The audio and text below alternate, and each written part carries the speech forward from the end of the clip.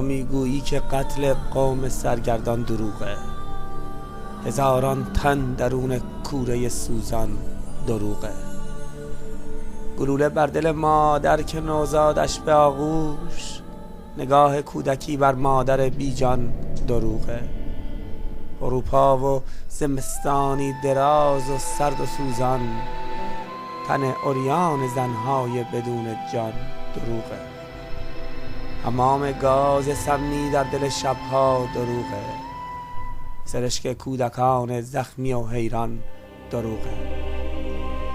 جوان و پیر و کودک در صف تیر و گلوله، جوان و پیر و کودک در صف تیر و گلوله، یتیمان به جا مانده از این یاران دروغه. تو میگویی بنای سرد اردوگاه آشویتز و بانگ چکمه بیداد سربازان دروغه. خروش ناله غمگین میلیون ها یهودی ز خونین خاک نازی پرور آلمان دروغه. ولی آیا ستم بر ملت ایران دروغه؟ به نام دین به دار افکندن یاران دروغه؟ به جرم حق نوشتن ها قلم را سر بریدن، بگو هر روز قتل روشنندیشان دروغه؟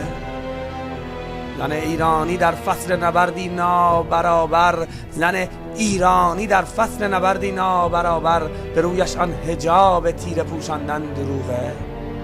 بگو آیا به زور تیغ و با تهدید چاقو به زندان بردن آزادی ایران دروغه؟ تو میگویی و نیک هر مرد آزاده بداند که گفتار حقیر حاکم نادان دروغه.